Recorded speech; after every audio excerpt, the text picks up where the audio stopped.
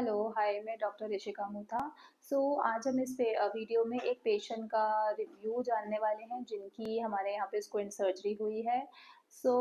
इस पेशेंट के बारे में मैं स्पेसिफिकली ये बताना चाहूँगी कि ये पेशेंट जब हमें इनिशियली प्रेजेंट करे, इनको स्क्विंट था, काफ़ी ज़्यादा था। एंड इनिशियली पूरा वर्कअप हुआ, vision and distance and near prism bar का हुआ टेस्ट, इन सब पूरा वर्कअप हुआ। Then we plan both eyes, हमने तब इनको बोथ आइज एक्सप्लेन किया। पेशेंट वॉज को थोड़ी सी एंशियस, तो हमने जीए के लिए भी एक्सप्लेन किया, बट इवेंचुअली पेशेंट ने लोकल में कराई surgery with due counselling and hospital की तरफ से भी good counselling and anaesthetist counselling के कारण। सो बट इस पेशेंट में पहले जो पेशेंट ने हमें दिखाया, देन उसके बाद जब वो 4-5 महीने बाद जो भी सर्जरी कराने आए, then she was given some over minus glasses और कुछ थेरेपी दिया था। और पेशेंट के लाइफस्टाइल चेंज करने से व्हेन शी विजिटेड, और उसका स्क्विंट रिड्यूस आ रहा था, which was surprising to me. And similar readings उसने कहीं और भी करवाई हुई थी। तो on the basis of the current reading हमने पेशेंट को एक्सप्लेन किया कि हम ओवर नहीं कर सकते हैं, जो करंट रीडिंग्स है उसके अकॉर्डिंग हम सर्जरी प्लान करेंगे। We went for only one eye surgery then, और एक्सप्लेन किया पेशेंट को कि हो सकता है कि अगली आई की सर्जरी भी लगे। हाँ, पेशेंट की सर्जरी हुई फर्स्ट आई की, एंड उससे उसको काफ़ी आराम मिला, बट फिर भी स्क्विंट रिमेनिंग था, जो हमें काफ़ी हद तक एक्सपेक्टेड भी था। बट हम फर्स्ट सर्जरी में कुछ भी ओवर करके उसको हम हार्म नहीं कर सकते हैं। जो उस टाइम पे करंट उसका स्क्विंट आया, उसके अकॉर्डिंग वी प्लान। पेशेंट को उसके बाद प्रॉपर फॉलोअप्स के और मेडिसिन के बाद फिर से सेकेंड आई थोड़े टाइम बाद, महीनों बाद पेशेंट ने प्लान करी। एंड देन जब सेकेंड आई की ऑपरेट हुआ, आप इस वीडियो में जान सकते हैं कि पेशेंट ने जेन्युइनली डिस्कस किया है about pain, local anaesthesia, general anaesthesia. Definitely local anaesthesia हमेशा is a safer option than general anaesthesia, but आजकल न्यू टेक्निक्स एंड ड्रग्स से जनरल एनेस्थीसिया भी काफ़ी सेफ है। आफ्टर सर्जरी पेशेंट अभी काफ़ी बेटर है, अभी जस्ट 1 मंथ ही हुआ है, एंड वी एक्सपेक्ट कि हमने उनको अभी कुछ एक्सरसाइजेस वापस दी हैं, but she is doing very good.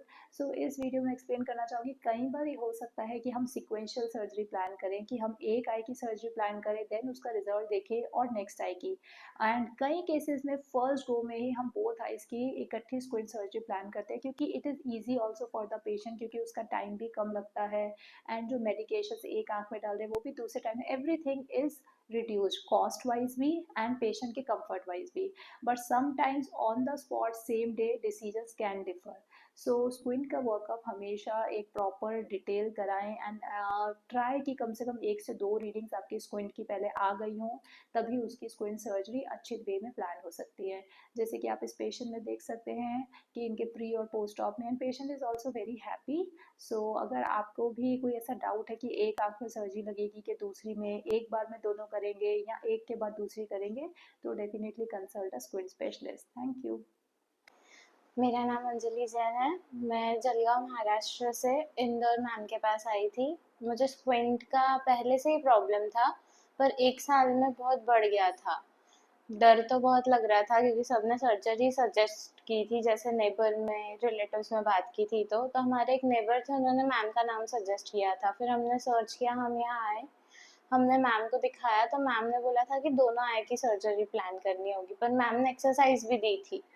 फिर हमने 2 महीने एक्सरसाइज करके जब हम यहाँ वापस आए तो हमारी एक आई की सर्जरी हुई, और फिर उसके बाद पता चला कि दूसरी आई में थोड़ा फर्क है, तो सर्जरी की ज़रूरत है कि नहीं बाद में पता चलेगा।